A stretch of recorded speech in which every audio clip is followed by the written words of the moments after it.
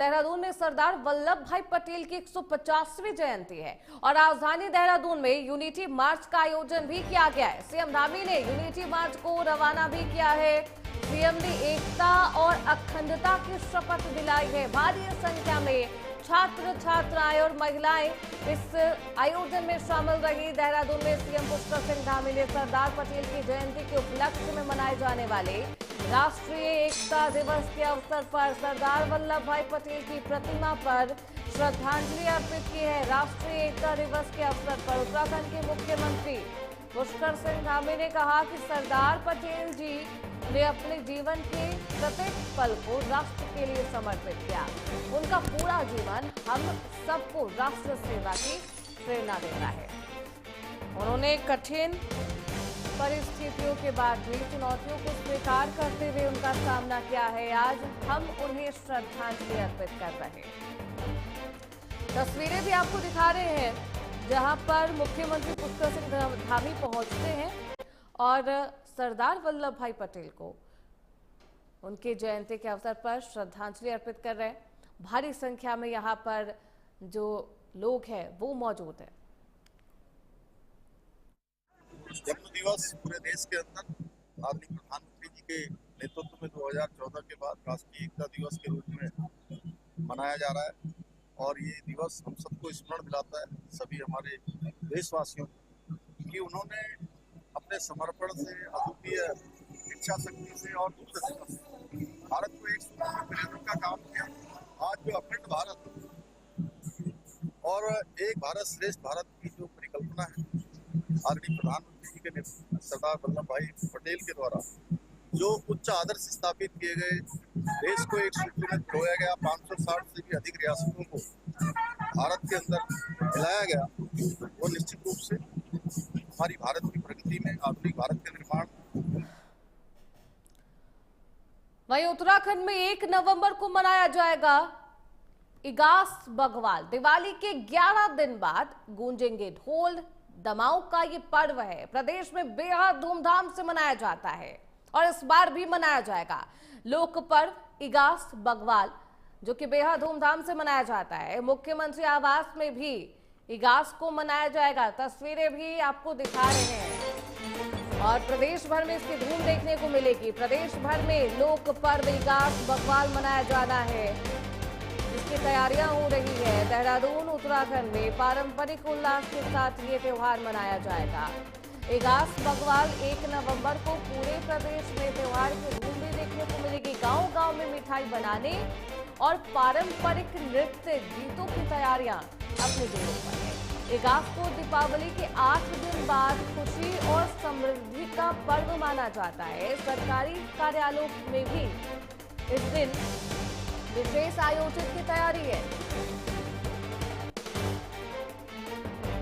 तो इस खबर पर ज्यादा जानकारी के साथ हमारे सहयोगी रजनीश हमारे साथ जुड़ चुके हैं। रजनीश, कितना खास इस बार का इगास बग्वाल मनाया जाने वाला है उत्तराखंड में? क्या कुछ खासियत है इस त्योहार की?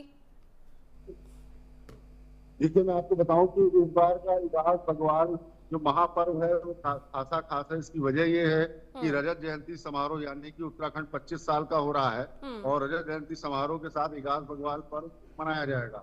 आपको बता दें कि कल मुख्यमंत्री पुष्कर सिंह धामी के आवास से 1 तारीख को इगास बग्वाल मनाया जाता है पूरे राज्य में और कई जगह तो आज से ही सेलिब्रेशन स्टार्ट हो चुका है।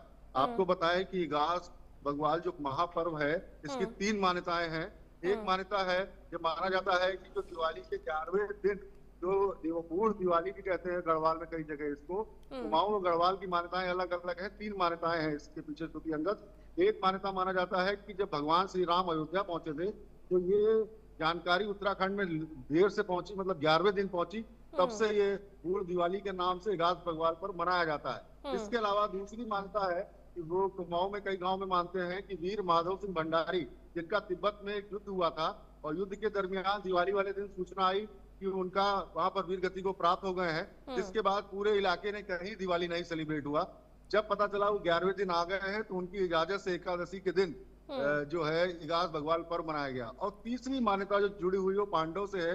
माना जाता है कि पांडवों ने जो वध किया था कौरवों का, उसके बाद जब वो लौटे हैं तो उसको छोड़ के देखा जाता है। तो 3 मान्यताएं हैं। बहरहाल ये पूरा उत्तराखंड अलग अलग तरीके से आपको दिवाली को भी नजर आएगा। बिल्कुल, ऐसे में रजनीश कल ही ये त्योहार मनाया जाना है, क्या कुछ तैयारी है प्रशासन की तरफ से और बाजारों में किस तरीके की रौनक आप देख पा रहे हैं?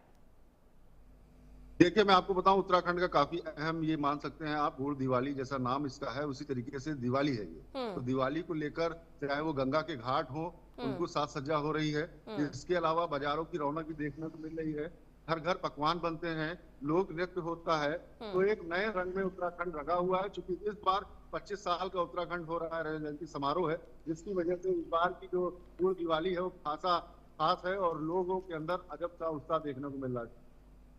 बिल्कुल, ऐसे में क्योंकि कल ही ये त्योहार मनाया जाना है, लोग बेहद उत्साहित है। प्रशासन की तरफ से तमाम तैयारियां की गई है, क्योंकि लोग आएंगे, लोग बाजारों में भी रौनक है। क्या कुछ रूट डाइवर्जन भी क्या है रजनीश?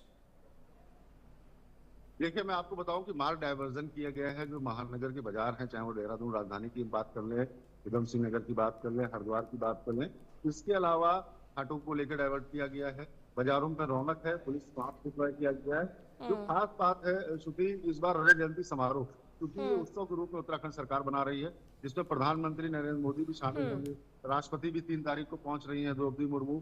और उसके तहत ही जो ये उत्सव की शुरुआत है, इसकी कल से जो एक और जहां बूढ़ दिवाली है, तो वहीं 9 नवंबर को राज्य का जो स्थापना दिवस है, उस दिन प्रधानमंत्री आएंगे। पहले जो कार्यक्रम था वो 11 तारीख को आने वाले थे, वो कार्यक्रम उनका चेंज कर दिया गया है। तो 9 तारीख को प्रधानमंत्री भी शामिल होंगे। तो कल से शुरू होने वाला जो महाउत्सव है, इगास बग्वाल पर्व के साथ ही उत्तराखंड का रजत जयंती समारोह का भी आगाज हो जाए। बिल्कुल, आप बने रहिए रजनीश, आगे भी आपका रुख करेंगे। तो वहीं दूसरी तरफ उत्तराखंड की सांस्कृतिक परंपराओं का जीवन स्वरूप मसूरी में देखने को भी मिला है, जहां गढ़वाल महिला सभा की महिलाओं ने शहीद स्थल पर पूरे उत्साह और पारंपरिक आभा के साथ इगास त्योहार मनाया है। दरअसल ये त्योहार दिवाली के 11 दिन के बाद मनाया जाता है और इस गढ़वाल को बूढ़ी दिवाली भी कहा जाता है। और इस साल इगास का ये जो त्योहार है वो 1 नवंबर को है, लेकिन मसूरी में गढ़वाल महिला सभी ने इसे पहले ही मनाया है ताकि स्थानीय लोग और पर्यटक इस त्योहार के बारे में जान सके, इसकी संस्कृति के बारे में जान सके। इस अवसर पर महिलाओं ने अपने घरों में गढ़वाली पारंपरिक व्यंजन भी बनाए। इस मौके पर गढ़वाल महिला सभा के पदाधिकारी ने कहा है कि इगास पर्व केवल उत्सव नहीं है, बल्कि अपनी लोक संस्कृति और पहचान को जीवित रखने का माध्यम है। तस्वीरें भी आपको दिखा रहे हैं, महिलाएं नृत्य कर रही है और बेहद खूबसूरत तरीके से यहाँ पर रंगोली बनाई गई है फूलों के, और इस पर लिखा गया है इगास बग्वाल, और महिलाएं यहाँ पर नृत्य करते हुए दिखाई दे रही हैं। जी, हर साल की भांति इस बार भी गढ़वाल महिला दल ने इगास मनाने का ये आज कार्यक्रम हमने आयोजित किया है। हर साल ही मनाते हैं। वैसे इगास 1 तारीख को पड़ता है, क्योंकि दिवाली के 11वें दिन इगास मतलब मनाया जाता है, बग्वाल जिसे पहाड़ में भी कहा जाता है। लेकिन क्योंकि 1 तारीख को आजकल आपको पता है थोड़ी सी उसकी व्यवस्था है, शादियों का सीज़न है, तो सब पदाधिकारियों ने इसकी सहमति दी कि हम इसको पहले ही आयोजित करते हैं, जिससे कि सब लोग इसमें उपस्थित हो सकें। तो और इसके पीछे वैसे कई दंत कथाएं हैं, जैसे पहाड़ों में हमारे योद्धा माधव सिंह जाता है कि वो तिब्बत की लड़ाई लड़के 11वें दिन वापस आए थे दिवाली के जीत के। तो इस उपलक्ष्य में मतलब सब गांव वालों ने बहलो जला के और सब गांव की जो महिलाओं ने पकवान बना के उनका स्वागत किया। तो तब से भी एक परंपरा है। और वैसे इसको एक देव उठानी एकादशी भी बोला जाता है, जैसे कि देव सो के उठते हैं चातुर्मास के बाद, तो सारे जो अच्छे हमारे शुभ कार्य हैं वो भी खुल जाते हैं आज के दिन से, मतलब तीसरे दिन से। इगास जो है दीपावली के 11 दिन बाद मनाई जाती है, और मसूरी में तो बहुत ही हर्षोल्लास के साथ ये त्यौहार हर साल मनाया जाता है गढ़वाल महासभा द्वारा। की मान्यता ये है कि गढ़वाल में 11 दिन बाद पता चला था कि श्री रामचंद्र जी अयोध्या लौट आए हैं, तो इसीलिए ये मनाया जाता है। और इसका मकसद जो है, आज की दिनचर्या आप सभी को जैसा कि पता ही है, लोग सभी अपने में बहुत व्यस्त हो चुके हैं, और इस प्रोग्राम के तहत या इस कार्यक्रम के तहत हम सब लोगों का मिलना हो जाता है। सभी अपना व्यस्त समय निकाल के यहाँ पे आते हैं, एकजुट होते हैं, साथ में नाचते गाते हैं, और जो भी हमारा गढ़वाली व्यंजन है हम उसको सब आपस में मिल बांट के खाते हैं। तो मैं सभी उत्तराखंड वासियों को और उत्तराखंड में रहने वाले सभी वासियों को इगास की बहुत ही हार्दिक शुभकामनाएं देना चाहती हूं। और ये जो इगास का पर्व है हमारे गढ़वाल में विशेष रूप से मनाया जाता है, क्योंकि माधो सिंह भंडारी जो यहाँ पर एक बहुत वीर योद्धा हुए हैं, जब वो अपना युद्ध में जीत कर आए थे, उसके बाद दिवाली के 11 दिन बाद यह त्यौहार बड़े हर्षोल्लास के साथ मनाया जाता है। और इस दिन सभी जो गढ़वाल में है विशेष पर्व मनाया जाता है। इस दिन लोग सब अपने जो वाद्य यंत्र होते हैं, ढोल दमाऊ, उनके साथ नृत्य करते हैं, भैलो खेलते हैं, पकौड़ियाँ मनाते हैं। तो ये बहुत ही खुशी का त्यौहार ये मनाया जाता है। तो वहीं देहरादून में उत्तराखंड स्थापना दिवस की रजत जयंती पर कई कार्यक्रमों का आयोजन होना है। 5 नवंबर को विश्वविद्यालय में कार्यक्रम है। प्रवासी उत्तराखंडी कार्यक्रम में संवाद करेंगे मुख्यमंत्री। 300 से ज्यादा प्रवासी उत्तराखंड पहुंच रहे हैं, जिनसे संवाद करेंगे मुख्यमंत्री पुष्कर सिंह धामी। जयंती पर कई कार्यक्रमों का आयोजन होना है, जिसके लिए बेहद खास तैयारियां भी की जा रही है।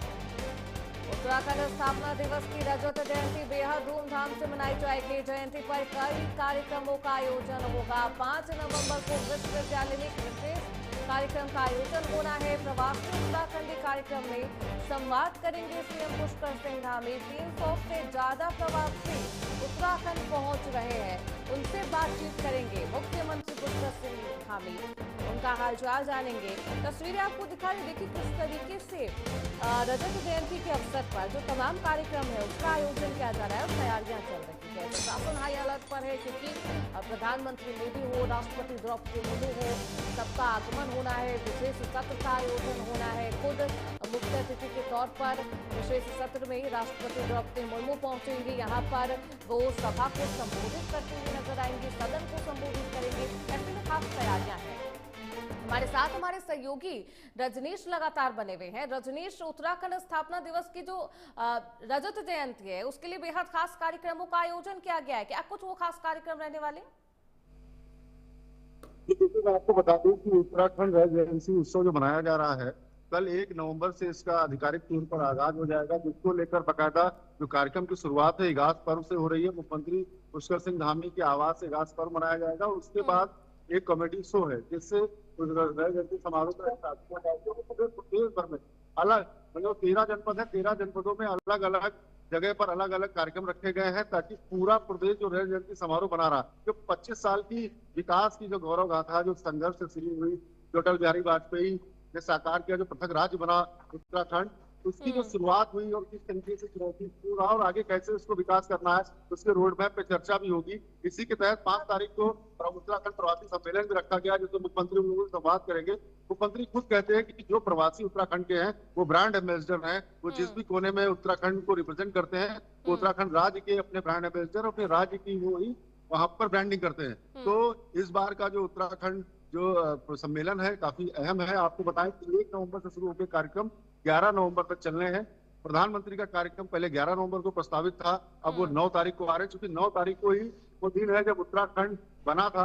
तो ऐतिहासिक दिन है 9 नवंबर, और 25 साल का उत्तराखंड हो जाएगा। तो तमाम बड़े कार्यक्रम है, जिसमें प्रवासी सम्मेलन भी एक कार्यक्रम है, जो मुख्यमंत्री सीधे सीधे उनसे संवाद करेंगे, और पूरे राज्य में एक उत्सव का माहौल रहेगा। और राज्य सरकार ने अलग अलग थीमें इसके अंदर, मैं बताऊं, श्रुति, डिसाइड की है। इसके अंदर इन थीम से पूरे उत्तराखंड की जो गौरव गाथा है उसका बखान होने के साथ साथ जो आगे का रोड मैप है वो भी दिखे, तो देश दुनिया से यहाँ पर दिग्गज पहुंचेंगे। बिल्कुल, ऐसे में 5 नवंबर को रजनीश बेहद खास कार्यक्रम है। जो प्रवासी हैं उत्तराखंड के, उनसे मुख्यमंत्री पुष्कर सिंह धामी बातचीत करने वाले हैं। क्या कुछ ये कार्यक्रम रहने वाला है? कितने बजे इस कार्यक्रम की शुरुआत होगी और कितने लोग यहाँ पर मौजूद रहेंगे? देखिए, मैं आपको बताऊं, बाकायदा उत्तराखंड सरकार ने वेबसाइट पे लिस्टिंग के लिए कहा था कि जो भी प्रवासी हैं जो सम्मेलन में शामिल होना चाहते हैं उन सबका स्वागत है, और उन्होंने अपील भी की थी। तो अभी तक जो इसमें 300 लोगों के नाम फाइनल हुए हैं, जो अंतर्राष्ट्रीय स्तर से अलग अलग देशों, अलग अलग कोनों से पहुंच रहे हैं इस प्रवासी सम्मेलन में, जो न सिर्फ अपने उत्तराखंड का वहां पर प्रतिनिधित्व करते हैं, वो विचार भी रखेंगे कैसे उत्तराखंड और उत्तम उत्तराखंड बने। इसको लेकर उनके आइडियाज भी मुख्यमंत्री से साझा करेंगे, इसीलिए संवाद कार्यक्रम रखा गया है। क्योंकि जब कई देशों में लोग यहाँ के रहते हैं तो वहाँ का जो डेवलपमेंट इंफ्रास्ट्रक्चर है उसको देखते हैं, वो सुझाव देते हैं, तो काफी इम्पोर्टेंट होता है ये मेंटल लेवल पर, प्लानिंग के लेवल पर, कि जो प्रवासी उत्तराखंड के आते हैं, जो सुझाव देते हैं, उनको मुख्यमंत्री भी गंभीरतापूर्ण तरीके से लेते हैं। तो इस बार का जो प्रवासी सम्मेलन है वो खासा अहम होगा, और जो सुझाव आएंगे उन पर मुख्यमंत्री का यही कहना है कि जो रोड मैप है उत्तराखंड का डेवलपमेंट का, उसमें भी उनके जो गुड आइडियाज है उनको शामिल।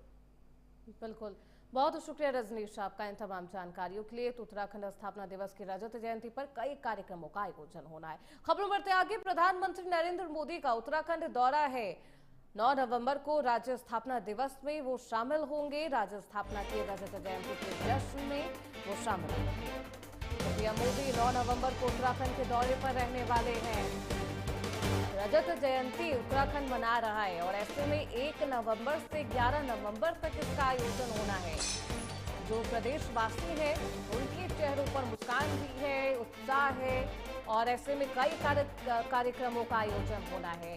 और 9 नवंबर को राज्य स्थापना दिवस में खुद प्रधानमंत्री मोदी भी शामिल होंगे। रजत जयंती का ये जश्न है, ऐसे में तमाम जो तैयारियां हैं प्रशासन की तरफ से की जा रही है।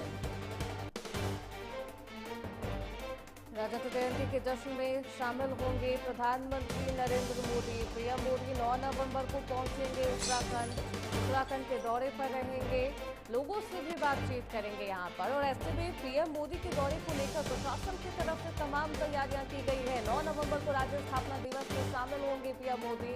आपको बता दें, रजत जयंती को लेकर एक विशेष सत्र का भी आयोजन किया गया है।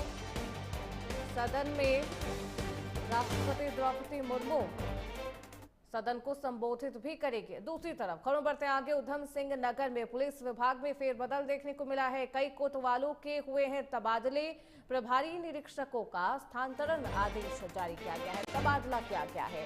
प्रकाश दानू को किच्छा कोतवाल बनाया गया है। सुंदरम शर्मा को सितारगंज कोतवाल की जिम्मेदारी सौंपी गई है। नरेश चौहान को बाजपुर कोतवाल नियुक्त किया गया है। संजय पाठक को गदरपुर कोतवाल बनाया गया है। जसवीर चौहान को एसओजी प्रभारी की जिम्मेदारी दी गई है। धीरेन्द्र कुमार को एसएसपी का पीआरओ नियुक्त किया गया है। विजेंद्र शाह को खटीमा कोतवाल बनाया गया है। तो एक बार फिर से प्रशासनिक अमले में फेरबदल किया गया है। कई कोतवालों के तबादले किए गए हैं, इन्हें नई जिम्मेदारियां दी गई है। प्रकाश दानू को किच्छा कोतवाल बनाया गया है। सुंदरम शर्मा को सितारगंज की जिम्मेदारी सौंपी गई है। लिस्ट आपकी चीजें स्क्रीन पर। तो प्रशासनिक अमले में फेरबदल। तो खबरों बढ़ते आगे। देहरादून में GMVN गेस्ट हाउसों पर 50% की छूट है। शीतकालीन पर्यटन को बढ़ावा देने के लिए फैसला लिया गया है। गढ़वाल मंडल विकास निगम ने छूट का ये ऐलान किया है। और ऐसे में जो पर्यटक आएंगे शीतकालीन यात्रा पर, शीतकालीन भ्रमण पर, उन्हें इन तमाम सुविधाओं का लाभ भी मिलेगा।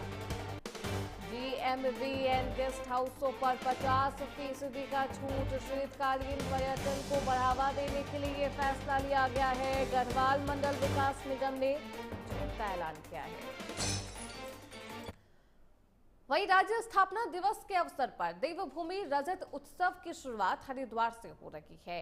मैदान में कई ऐसे कार्यक्रम हैं जिनका आयोजन किया गया है, और ऐसे में आयोजित 3 दिवसीय कार्यक्रम का शुभारंभ भी किया गया है। गरिमामय माहौल में इसका शुभारंभ किया गया है। कार्यक्रम में राज्यसभा सांसद नरेश बंसल, गढ़वाल मंडल के कमिश्नर विनय शंकर पांडे, कई भाजपा नेता, प्रशासनिक अधिकारी उपस्थित रहे। राज्य स्थापना के 25 साल पूरे होने पर ये रजत उत्सव श्रृंखला हरिद्वार से शुरू होकर पूरे प्रदेश में मनाई जाएगी। तो हरिद्वार की ये तस्वीरें हैं। 25 साल पूरे होने पर लोगों में काफी उत्साह है।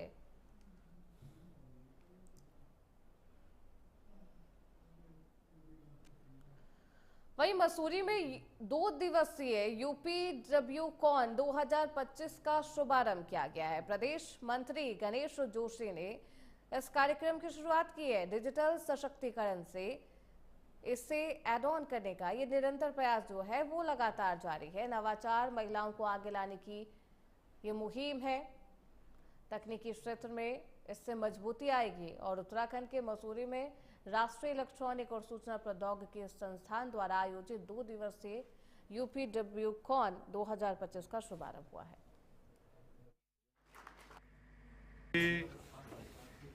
आज देश विदेश के वैज्ञानिकों की कॉन्क्लेव नाइट द्वारा यहाँ पर आयोजित की गई है और मैं सौभाग्यशाली हूँ कि मुझे देश विदेश के वैज्ञानिकों के बीच में आने का मौका मिला, उनको सुनने का मौका मिला। और वास्तव में जब कोई भी चीज़ विज्ञान से जुड़ जाती है, देखिए हमने खेती को विज्ञान से जोड़ा और आज उत्तराखंड में मैंने अभी कहा कि हमारा खेती का क्षेत्रफल घटा लेकिन हमारी उत्पाद बढ़ गया क्योंकि हमने वैज्ञानिक तरीकों का प्रयोग किया। और आज आर्टिफिशियल इंटेलिजेंस का जमाना है और विशेषकर मैंने देखा कि हमारी बेटियां, हमारी बहनें, चाहे शिक्षिका के रूप में हो, चाहे गृहिणी के रूप में हो, चाहे माँ के रूप में हो, चाहे बेटी के रूप में हो, एक बहन के रूप में हो,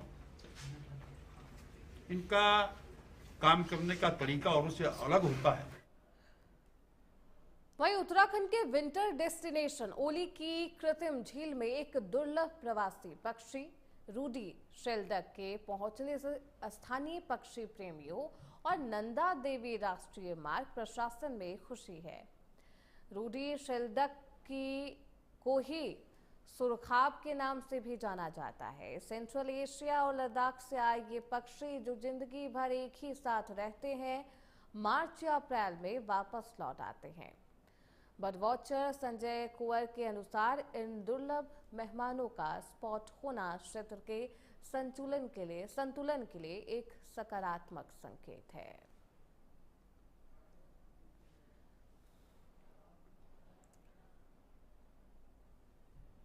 तो फिलहाल इसी के साथ इस बुलेटिन में बस इतना ही। खबरों का सिलसिला लगातार जारी है, आप देखते रहिए प्राइम न्यूज।